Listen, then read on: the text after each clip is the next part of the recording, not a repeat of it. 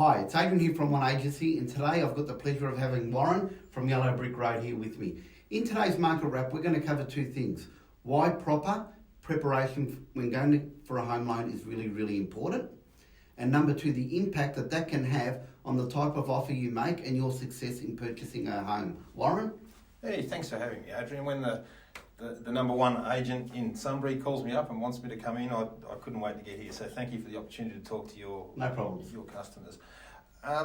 So what you spoke about then was preparing yourself to get a loan and doing the prep work early so that, like in sport, if you can prepare properly, you can have the best result. So what we want to try and do is get customers to come in and see us, get themselves built into proper borrowers, get themselves pre-approved, and then that will help them in the process of buying a house. What's some of the stuff that they need to do when preparing to come and see you? So the big things that are required if you're new into the market is your income, your amount of deposit or savings, where that money's been sitting, and how you spend. They're the four things for a new entrant, and for an existing person who's got a house already that's upsizing or downsizing. The income is very, very important, and your expenses are very important. So by income, I mean pay slips. Yeah, spot on. So pay slips and tax. A lot of the people around our region here in Sunbury are shift workers. We've got a lot of airport people, police, etc. A lot of people, police live here. So there's a lot of people, salespeople, they've got different types of income, and pay slips and tax returns are the two things that we need to try and decipher what their lending income is. So that's really important. So that is a critical part.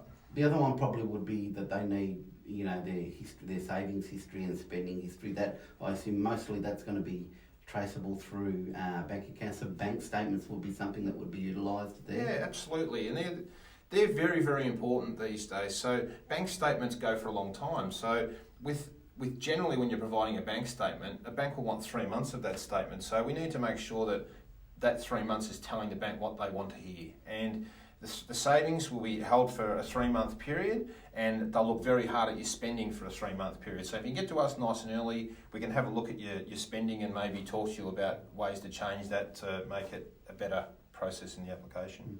6 months ago in the property market, it was very much a buyer's market.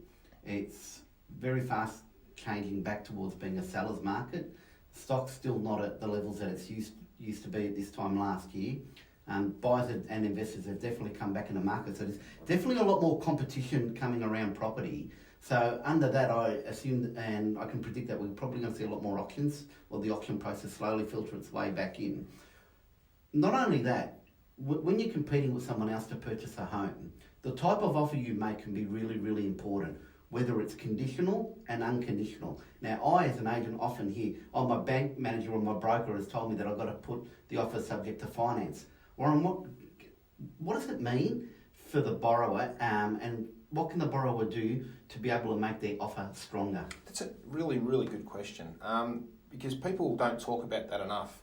And people get scared of auctions, scared of unconditional offers. You don't need to do that if you've got the right pre-approval. So if you go and see a broker, you can get the approval done from a bank that actually the approval's worth something, or an approval where it's just been looked at quickly by somebody and they haven't assessed it properly.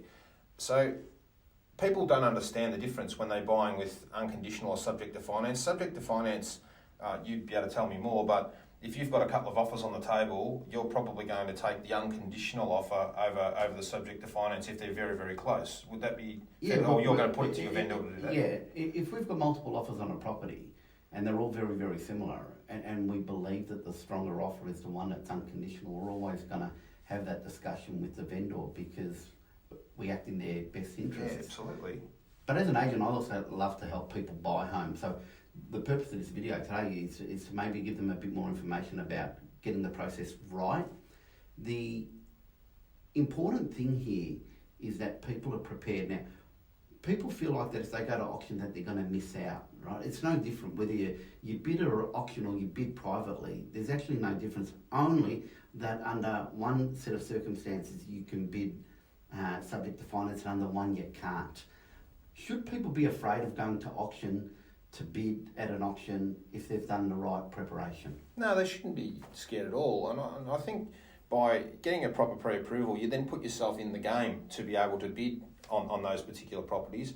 They go to auction for a reason. There's normally something special about the house, or the market's really buoyant, so you don't want to miss out or be only able to select a certain few properties because your finance hasn't been done right. You do your finance right, and you can then buy in any circumstance. So you can still buy subject to finance, you can buy unconditional, you can buy at auction. You've got the pre-approval done, and the world's your oyster. You can make your own decision on how you do it. Yeah. But like Adrian just intimated then, if you've got yourself in that position and you can put an unconditional offer in, well, it's going to be a stronger bid, isn't it? Now, I've had the pleasure of having a number of clients that have gone through you, Warren. Some of them, you've been the broker of second choice, and you've been the guy that's got the deal across to them. So, congratulations on being able to do that and having a really good understanding in the sphere that you operate. You're a local guy with a local business. One Agency, we're local to the region as well, while I'm talking to you here today. I'd like to thank you. I hope the people that watch this video really get something out of it. And if you need some help and you want to get into the process nice and early and you're thinking about purchasing, even if it's in next year, start your preparation now. It's no difference to when we put a property on the market. I often hold properties for 3 months while the vendors actually put some effort into getting it prepared correctly to get the right sell price when they go to market. Warren, today it's been an absolute pleasure. Thank you very much. Yeah, great, Adrian.